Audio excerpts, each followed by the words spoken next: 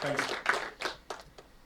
Yeah, I'm going to talk about this very long term. I will explain what it is in my talk so that you all are aware of what it is. And I will build it up in steps. So I'm Ivor Bosloper. I'm a software developer. I used to have a company, a farm management system company where we created software for farmers. I've worked with GIS and field boundaries for a very long time. I think about 20 years I've encountered this data. Worked with Python mostly the last 14 years, so I like to be here. So I want to talk about two things today. I want to tell you guys a little bit about cloud-native geospatial file formats. So file formats that are specifically created for geospatial data and have a cloud-native component. And the second part is about a specific project where I work with these formats and where we create a lot of new open data in an open source project. So let's first start with geospatial data. So this is acquisition of something very close to Groningen, just in the north of here. It's a satellite image and it's shared as open data in the Netherlands, so we can use it for different purposes. But this is raster data, so it's like a photo. There's also other type of data like vector data, and this is where you have like lines and boxes. And I try to keep it as simple as possible because I can tell a lot more about this type of data, but this is basically what it is. And there's also different types of data like point data. This is what you create if you follow a route, for instance, or you have other type of information. And if you have this type of data and you want to share it, you can put it in a database, but you can also store it in a file, in an archive. So you can use it in other tools, or you can share it over the web or anywhere else. And what happens then is you store this type of data in a file, for instance. So if you have raster data, typically file formats used is GeoTIFF, but some people also use PNG or JPEG because it's just an image. Am I listenable? Perfect. Okay, cool.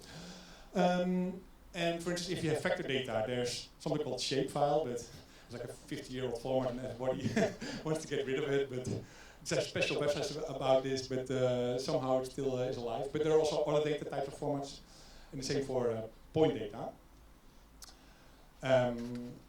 So now I introduced geospatial file formats, and then there's a development, I think it's been ongoing for the last 10 years, where people focus on cloud-native file formats, or cloud-native geospatial file formats. And I wanted to tell you guys what's meant with this, because I think it's really a very interesting development because it opens up new ways of sharing data and new types of using data.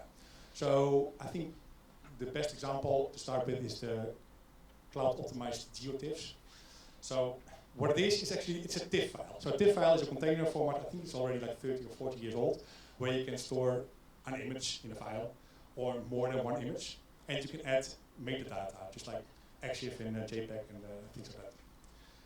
And like I said, there is something called metadata, where you can actually annotate the data in your file. So what happens is, if you have a GeoTIFF, it's just nothing more than a TIFF. Every implementation that can work with TIFFs can also work with GeoTIFFs, right? But it just the metadata adds something extra. It tells you where on the world this is. So if you have a GeoTIFF and you have a map, you can put this GeoTIFF on a map, and if it's good, your software knows where to place this. So it's just an extra step into TIFFs. And people like to use GeoTIFFs because there already is a lot of implementation support, like many different libraries or many different tools know how to work with TIFF. So using GeoTIFF is an easy way of extending the uses of these tools and libraries. And I think cloud-optimized GeoTIFFs, I think it was coined like 10 years ago. It's a special way of organizing your file and also adding some extra metadata. So what happens if you want to create a cloud-optimized GeoTIFF, you do two things. The first thing is you make it tiled. So instead of storing pixels like in a row-oriented way, and I'll come with a picture later, you store it in tiles. And the second thing is what you do is you add overviews. So overviews is downsampled version of the file. So and you put it all in the same TIFF, and this is what they call cloud optimized geodiff. And why it's great is, and why it's useful and why people use it, is because what happens is, this is these three things. So the tiles get added, and you organize the data in such a way that it's optimized for the remote geospatial access patterns. So what I mean with that is, this metadata is always in a fixed place in the file. So usually at the beginning, for instance. So what you can do is, if you open a file, you only have to read the first part, and you know how the file internally is organized. And if you're interested in only like a small part of the world, or a small geospatial part of this file, which is the typical use case for geospatial file access, if you only need a small part of this data, if you have the header and you have the metadata, you know how to find it. And what happens is, for instance, this works, yeah. So if this is a file that's organized tile by tile, so it's written tile by tile, if you only need like a small part of the whole file, your client can optimize for only reading the bytes that are here. And if you organize the file like row by row, like typically simple, you need to read a lot more data. And this, of course, is worse if your bounding box becomes smaller. And why this is great is, if you store this data on a disk, well, you could read only a few sectors, but people store stuff on cloud systems like S3 buckets or other web servers that are HTTP range request capable servers. So you can ask for only a portion of a resource. So this is how this is organized. The good thing is, there's a lot of technical stuff. If you're just a user, you need to be aware of it, but you don't have to implement the stuff, because there are a lot of great libraries that just do this for you, but it all happens on the hood. And I think what's new is, because I've been struggling with sharing vector data in the same way, and I think this is only like a very recent new development. You can also do this with vector data. And it's a little bit harder, because the raster data is very organized and structured, so you need to know how to organize this stuff. But people are currently they're doing the same stuff with this geodiff, but now with Parquet. So Parquet is like, think of a CSV file, but what happens is you make blocks out of it. And there's also other details that make it very interesting format, because it's highly compressible. But the important part is there's somewhere metadata, it's actually at the footer, but there's an implementation detail, which tells you where the blocks begin, at which byte, right? So if you are only interested in a few blocks of rows, with HTTP range requests, you only need to get these blocks.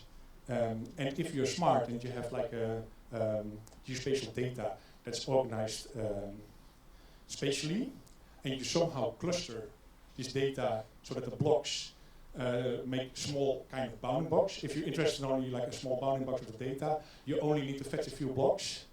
And like I said, you don't need to know how to do it, because your geospatial library which you are using is doing this for you. But you need to be aware of it, because you need to, in advance, upfront, you need to organize your data in such a way that it's stored like this, and people can make use of it.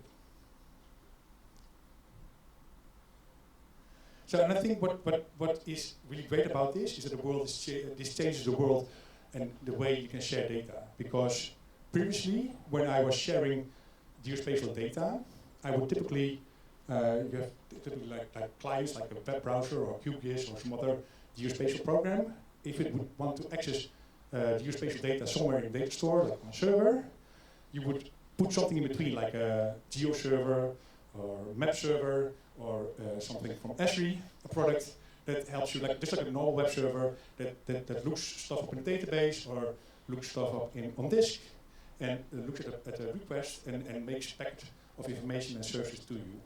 But you need to deploy an extra layer of servers, server components. And I sometimes struggle with these components because they're old, they're really advanced, sometimes really complex. Like the map server still is a CGI bin script, right? But it's really fast and it really has a lot of options. But it's hard to secure. This GeoServer is a big, huge Java program, which you need like gigabytes of memory. There are tons of options to configure. You always forget to secure it. So you see many servers online which are not configured right. You have to pay for this one. So But it's also really great. No, it's also really great. So they all have their place in this ecosystem. I know the games fit, but it just makes it harder. And also, if you share this data, people are using it, for instance, in the web client, and somebody else is using it, they're taking your resources, right? So you have the server running, somebody else makes a great product, they're using your tiles or your geospatial data. Once it becomes popular, your server, you need to add resources for somebody else. So there now, I think, is a way better solution for this problem. You don't need this stuff. So what you can do is you can create your geospatial cloud-native file formats and put your data on a S3 bucket. If you don't want to pay for it, you put it in an S3 request to pay bucket, and people can just use it from their clients directly. And because it's organized in such a way, in the geospatially organized way for cloud-native access, is they can access only a small portion, and it's almost as efficient as having a server in between, but it is a lot simpler. So this is how it looked like. I took some pictures from what you can see if you use it from a client. So from a web browser, this web browser is doing, there's only a single image, but you can see that, well, it's not that sharp, that the HTTP range requests are executed as you scroll along. And the same happens within like a client like QGIS. If you open, let me see, GeoPK file from QGIS, it will only download the portions that are visible in your screen. And you don't need to download this data to your machine. It will only download the portions that you actually need. And of course, we are at a Python conference. There are many Python implementations that act like a client, which can use as a client, but also uses optimized pattern of accessing this data. So if you, for instance, use something like raster.io, which is a wrapper around GDAL, because every Python library, GIS Python library is a wrapper around GDAL, it will automatically only download a portion of a file if you are storing the data in the right way. So I think what's nice about these cloud-native things is three things. I think this is what makes it a success. Is they have proper specifications, like this is how we do it. Then you have enthusiastic people who implement drivers, clients, you name it. And if it's right, people will start sharing the data in these formats. So a lot of data becomes available in this way. So this is a bridge to my next part of the presentation. So actually I'm currently working on part of it. So there's an organization called the Geospatial, the Taylor Geospatial Engine in St. Louis. And they tried to stimulate innovation, and they picked global field boundaries as a problem.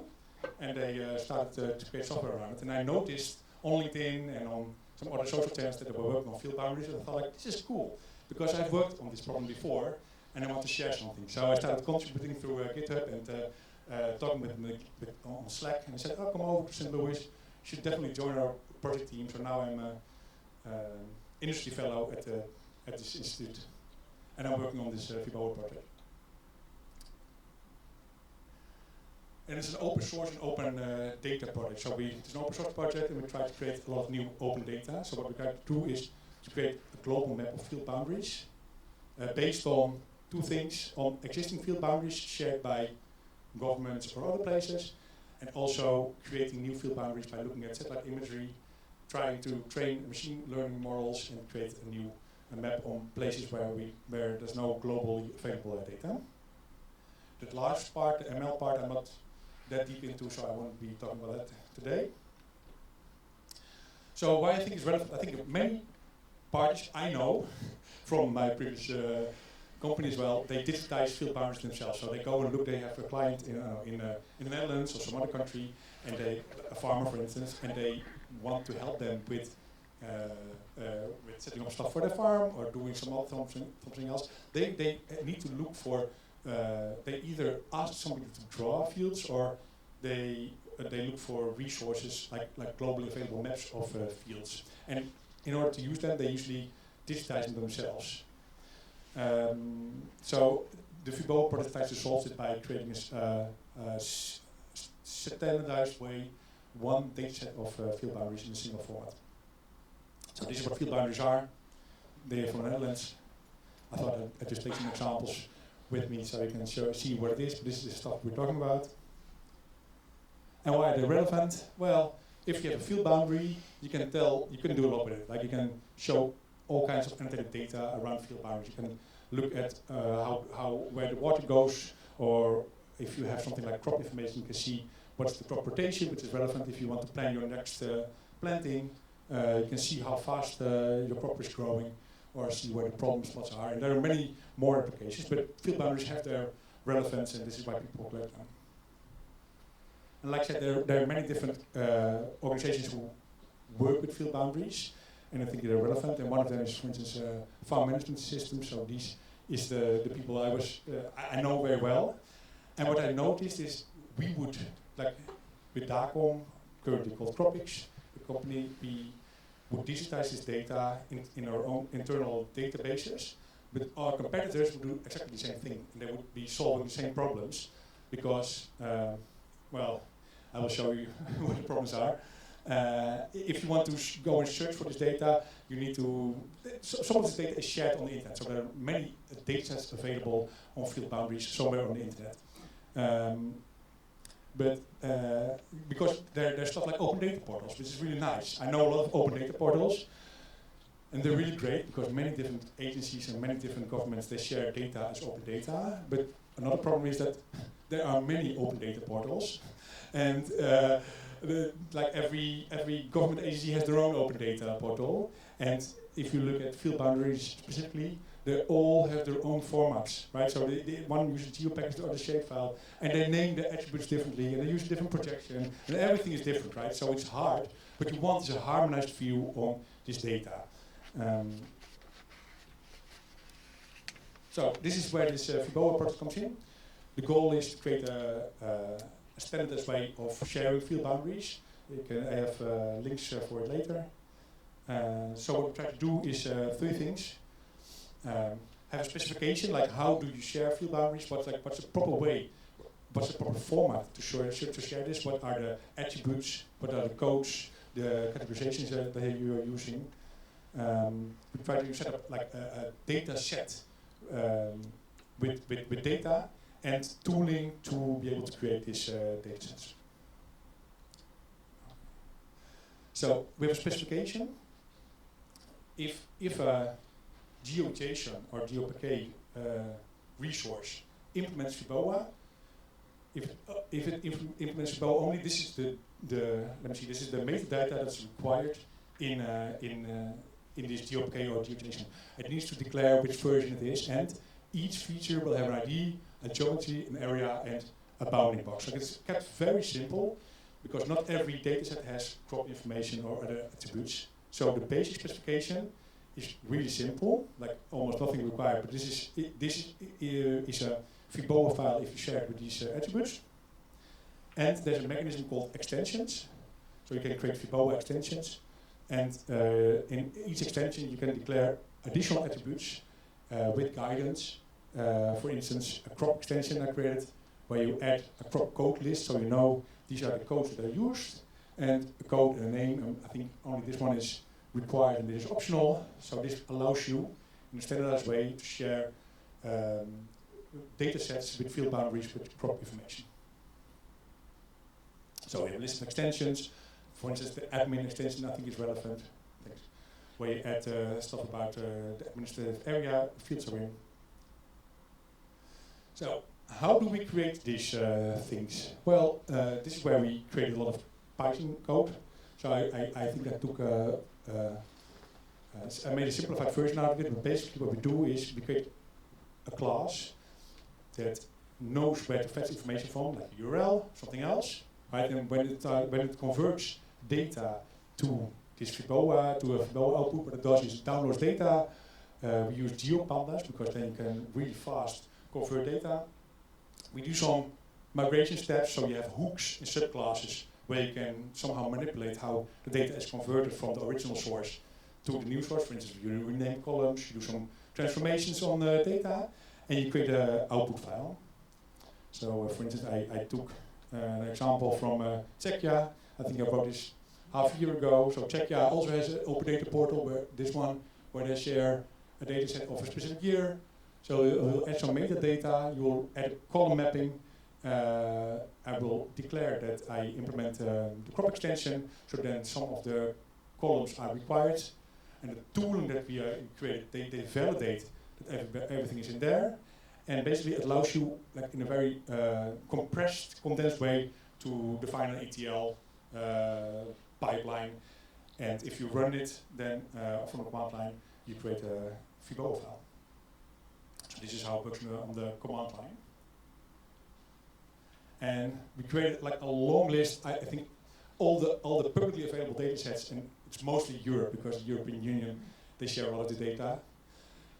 A lot of member states, like specific member states in Spain, they have provinces, and in Germany they have their own, but mostly it's on country-based level. They convert these classes all contain information on how to get data converted to the same Fiboa format, and I think it's quite easy to add a new one given a specific resource. So I want to share you. So we convert all the stuff. We put it on S3 buckets, and let me see if I can get access to an interactive map. Yeah. So this is the map. We share this data on a map. So we have 120 million field boundaries. So if you go and look in, then this client will do some requests on our cloud native formats. In this case, it's PM tiles format.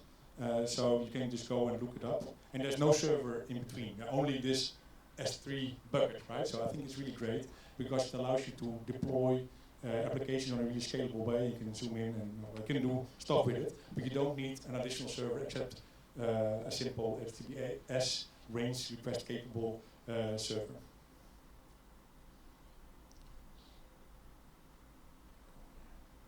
Yeah, cool.